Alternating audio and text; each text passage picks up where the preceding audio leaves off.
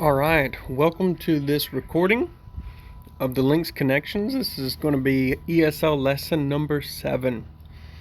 Today, I am recording it and posting it because I'm unable to cast at 7 p.m. like I normally do.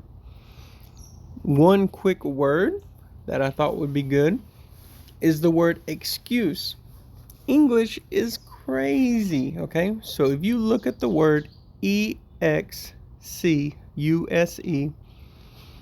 and we use it like a noun, like I need a doctor's excuse to go back to school. We pronounce it excuse. However, if we use it like a verb, the spelling is the same, but we say excuse.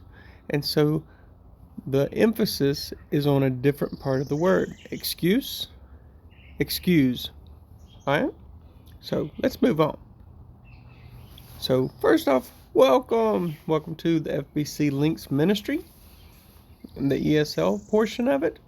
Our verse of the day says, "My son, do not forget my teaching, but keep my commands in your heart, for they will prolong your life many years and bring you prosperity."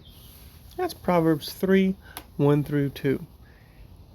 And this here is a father asking his son to be sure to pay attention to keep his many lessons, to give him wisdom.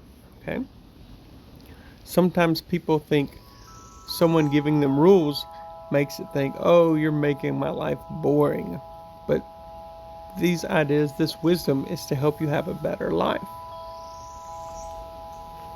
As always, be sure to tune into YouTube every week to see First Baptist Church. Our pastor, Brother Don Gann, has a message every Sunday that you can watch with good music and just good time. So for today, we're going to look at pronunciation exercise, and I have our hashtag of English is crazy. Prefix time, and we're going to look at the prefix pre. Helpful tidbit, and then idioms. So here is our pronunciation exercise. If you notice, I have the word homophones up there. Phone means to hear, like phonics. Okay? Homo means same. I won't go to the next slide real fast. This is homograph. Graph, something to see, like a photograph. So homograph, if you look at it, it looks like read, but it's actually read. Like, I read the newspaper today. I read it yesterday. It's the same spelling, so in other words, the look of it is the same, pronunciation is different. A homophone, however, they look different, but they sound the same. So let's look at number 1-12. It's going to be kind of easy because each one has the same sound. So 1 is bear. The first bear means to not have clothing or to not have something around it. It's just by itself. Bear. The second bear is the roar, the big animal that you don't want to meet when he's hungry. Number 2, deer. The first dear, we use it when we write a letter. Dear sir, dear madam, dear doctor, whatever. Okay? The second deer is the little animal that eats all your plants in your front yard in Mississippi. Okay, the big brown animal with 4 legs. It's cuter and nicer than a bear, but it also, eats your azaleas when there's snow on the ground. No hard feelings. Number 3, fair. The first fair has lots of meanings because, once again, English can be a little crazy. One fair means like to have a light complexion and be a light complexion, like your skin is light colored. You would say a fair complexion. Fair also means to treat people equally or in a way that makes it where no one has an advantage. The second fare is like an amount of money you have to pay, like you pay a bus fare. Okay? And also the first fair, you can go to the fair where they have games. Oh my goodness, there's so many meanings. English is crazy. Number 4, flower. The first flour is what you cook with, right? It's the white material made from wheat that they grind out, but you can also have different types of flour.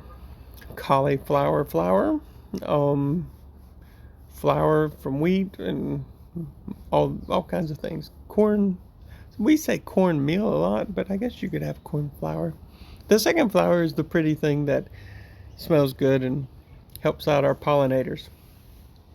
Number 5, for. The first for is a preposition, like to do something towards something else, or to give something. Like if I'm giving a gift, I could say this present is for my friend. For. The next for is just the number 4. 6, here. The first here is with your ear, right? I can hear you. The second here is the place, like right here. Number 7, I. That's the first person pronoun. I am Thomas. I am needing to go on a diet, right? I do not like deer in my front yard. The second I is part of your body that helps you see. And the next one, number 8, new. The first one, new, is the opposite of old, okay? The second new means you know it. It's in your knowledge, but past tense. Number 9, red. Number 9, red. The first one is the color. The second one is past tense of read. Number 10 is really interesting because there's 3 of them. There.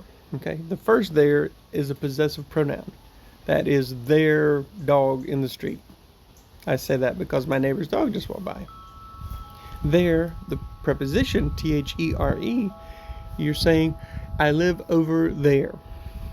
The last one, there, with the apostrophe, is actually they are. And then the next 3, two, and two. Two is a preposition, okay, much like for. To, TOO, means like also or extra.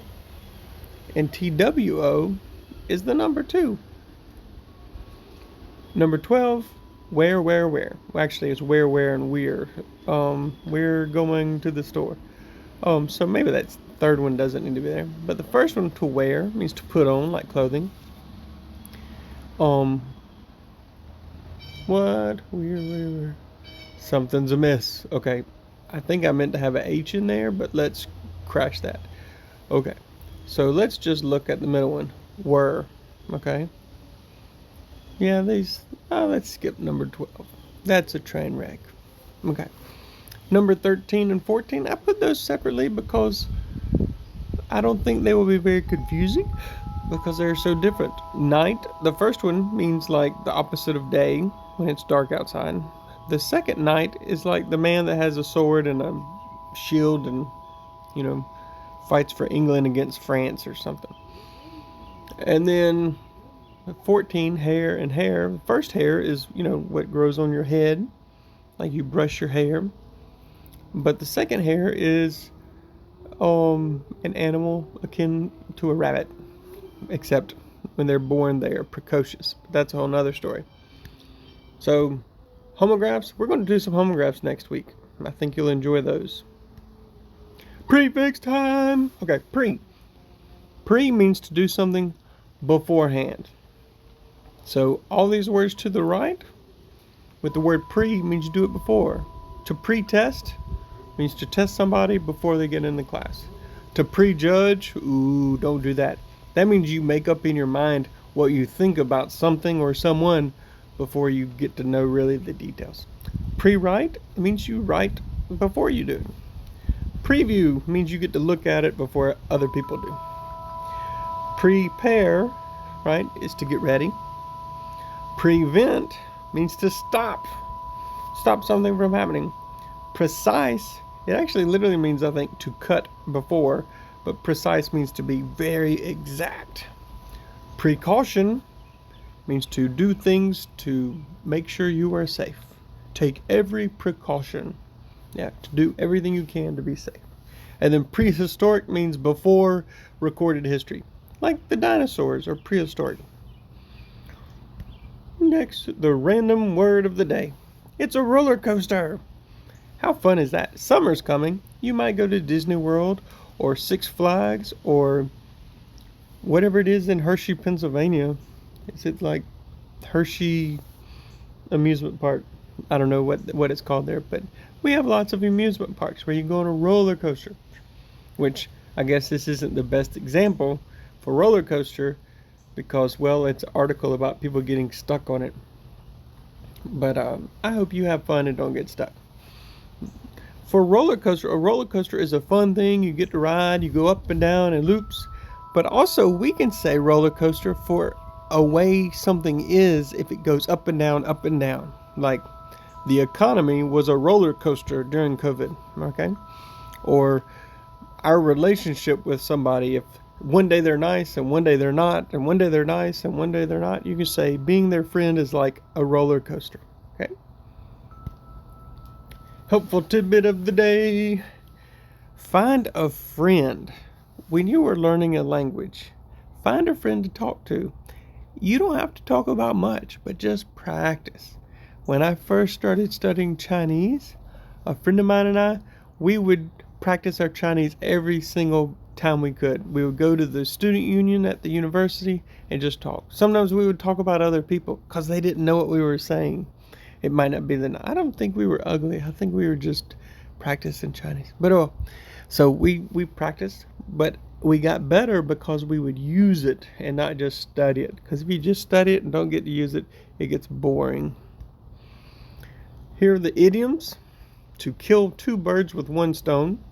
It does seem like it's a little graphic, gratuitous violence, but it means you do one thing and you get two results, two good things out of the deal. Holy cow! You hear a lot of people say that. Like, that's just an expression to say, wow, whoa, man. Lots of ways to say that.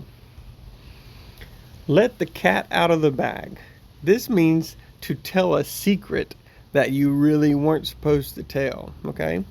So, who let the cat out of the bag? It means who told the secret that we weren't supposed to share. A little bird told me. That's a way to say someone said something about somebody else and now you're talking to them about it. Let's say your best friend got engaged, okay? And they haven't told you, so you can walk up and say, hey, a little bird told me you got engaged and will get married soon. It's kind of a polite way to say we've been gossiping about you. So, but that's what it means. It means someone has told you something, and it's how you start telling someone else that you know something. Kind of strange. Because if you just say, Harold told me you got engaged, well, maybe they'll get upset. So it's a way to keep it a little bit of a secret. Pig out. Okay. Last week, if you remember, we did chicken out. If you chicken out, it means you get scared and don't do something. If you pig out, it means you eat everything in sight. Nom, nom, nom, nom, nom. Very good. Make a beeline. We actually have two expressions like this. You can make a beeline, which means you go straight line. Because you know what? Bees don't have to follow the road, right? They can go in a straight line. So you make a beeline for something. It means you go straight and you go fast. We also have an expression when we're giving directions and I say, well, how far is it to this place? And a person can reply, well, as the crow flies, is very similar to beeline. In other words, distance from in a straight line, how far is it? Okay? So that would be it for today's Links Connections. This is lesson number 7. And once again, we thank you for tuning in. Hopefully each week we will keep adding more and more lessons. And of course, if you have questions, please put those in the comments. We'll be glad to help. Thanks for watching.